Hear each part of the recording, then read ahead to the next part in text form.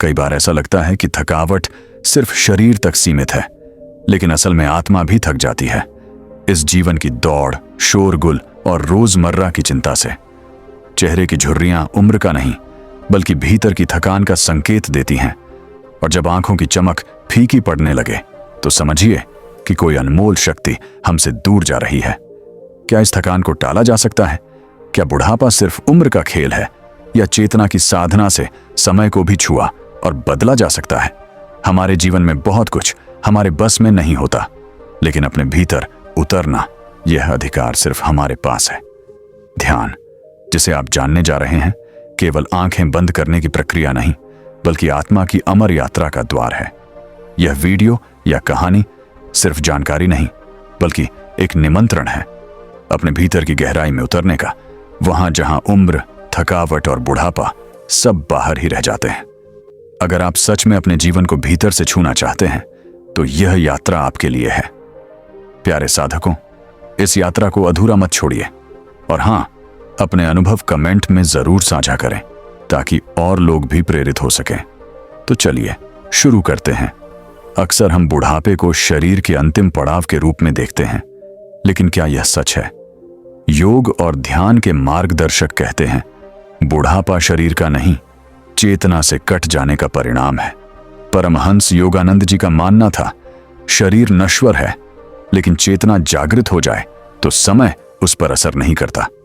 ध्यान वह विज्ञान है जिसमें समय की धारा को पलटने की क्षमता छिपी है। क्या आपने कभी रुककर सोचा है, हम दिन भर किस ओर दौड़ रहे हैं? क्या यह भाग दौड़ हमें जवानी की ओर ले जा रही है या बुढ़ापे की ओर धकेल रही है? क्या जीवन की तेज रफ्तार ही हमारी ऊर्जा को चूस रही है?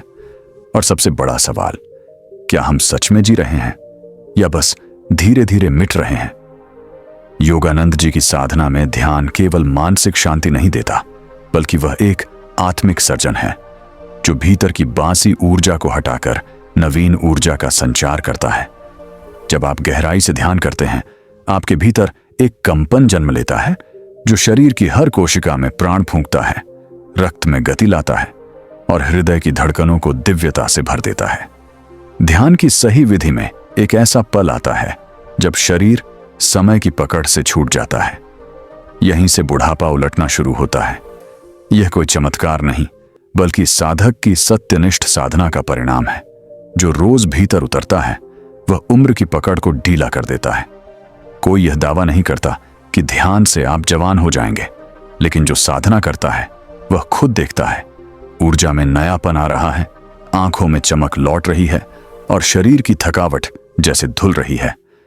क्या ध्यान की यह शक्ति सिर्फ कुछ महापुरुषों के लिए है या कोई भी सामान्य व्यक्ति इसे पा सकता है? ध्यान कोई तर्क का विषय नहीं बल्कि अनुभूति का द्वार है।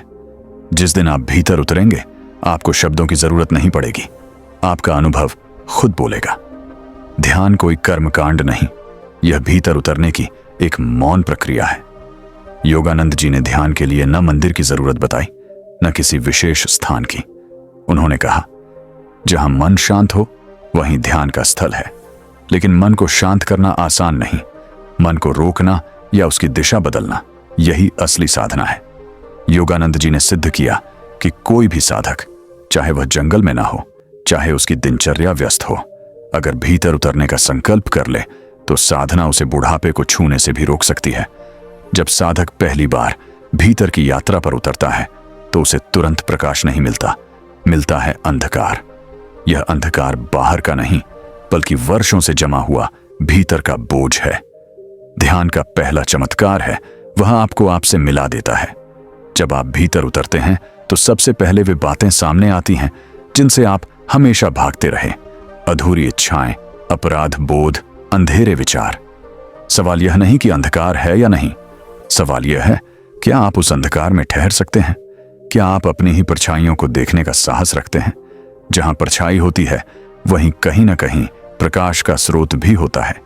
योगानंद जी की साधना यही सिखाती है, जो साधक अंधकार से डरता नहीं, वह अंततः दिव्यता तक पहुंचता है, जहां उम्र, शरीर और समय सब क्षणिक लगने लगते हैं।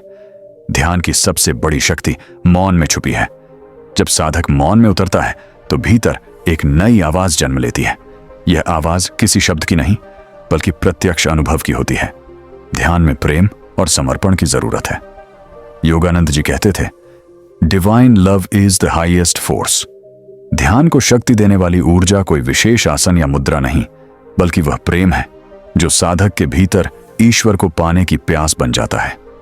ध्यान उसी क्षण जीवित होता है जब आत्मा भीतर से कहती है, हे परमात्मा, मैं तैयार हूं स्वयं को तुझ में विलीन करने के लिए। लेकिन प्रेम और समर्पण के बीच सबसे बड़ी दीवार है अहंकार। जब साधक अपने अहंकार को अर्पण करता है, वही अर्पण उम्र के प्रभाव को भी धीमा कर देता है। ध्यान यदि प्रेम पूर्वक किया जाए तो वह टूटे हुए भीतर को दिव्यता की छाया में सहेजता है, नवजीवन से भरता है। आत्मसमर्पण का बीज कभी कभी अभ्यास में नहीं बल्कि जीवन की टूटन में अंकुरित होता है। जब जीवन की कठोर लहरें आपके सारे संकल्पों को तोड़ देती हैं, तब भीतर से एक मौन आवाज उठती है, अब कुछ भी मेरा नहीं, अब मैं केवल तेरा हूं। यही वह क्षण है जब अहंकार की दीवारें गिरती हैं और आत्मा सत्य के आगे झुक जाती है। लेकिन क्या बिना टूटे भी समर्पण संभव है? हां, अगर साधक अपनी सीमाओं को पहचान ले। अभ्यास वह दीपक है जो अंधकार से नहीं लड़ता बल्कि निरंतर जलता है और अपने प्रकाश से अंधकार को तिरोहित करता है। जब साधक हर भावना, विचार और आशा को ध्यान में बैठकर समर्पित कर देता है तो भीतर अदृश्य मौन उतरने लगता है और उसी मौन से जन्म लेता है नवजीवन, जिसमें उम्र का कोई बंधन नहीं होता। योगानंद जी ने सिद्ध किया कि हर मनुष्य, हर गृहस्थ, हर जिज्ञासु अगर वह ध्यान में प्रेम और समर्पण के साथ उतरता है तो उसे वही शक्ति प्राप्त हो सकती है जो वर्षों की तपस्या से मिलती है।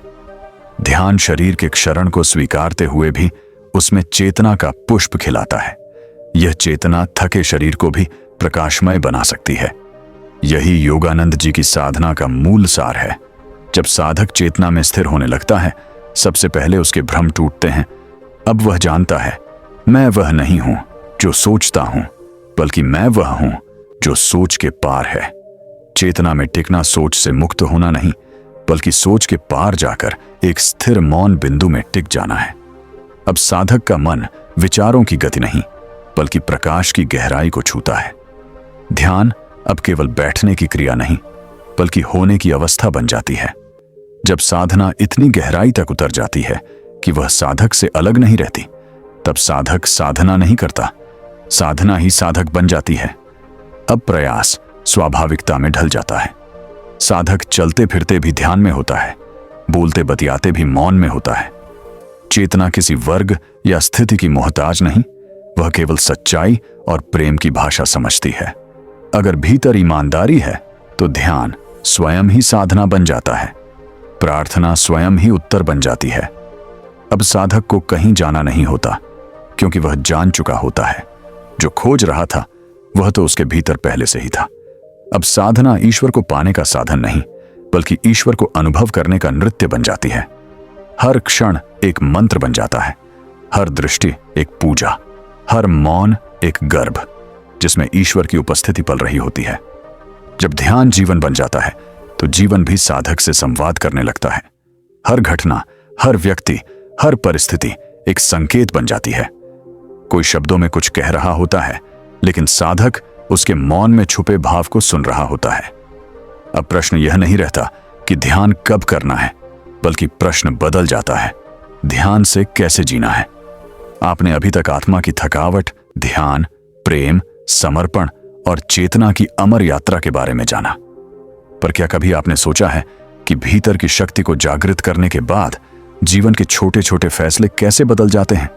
क्या कभी किसी साधारण से इंसान ने अपने भीतर की ऊर्जा से अपने पूरे परिवार, समाज या गांव का जीवन बदल दिया है?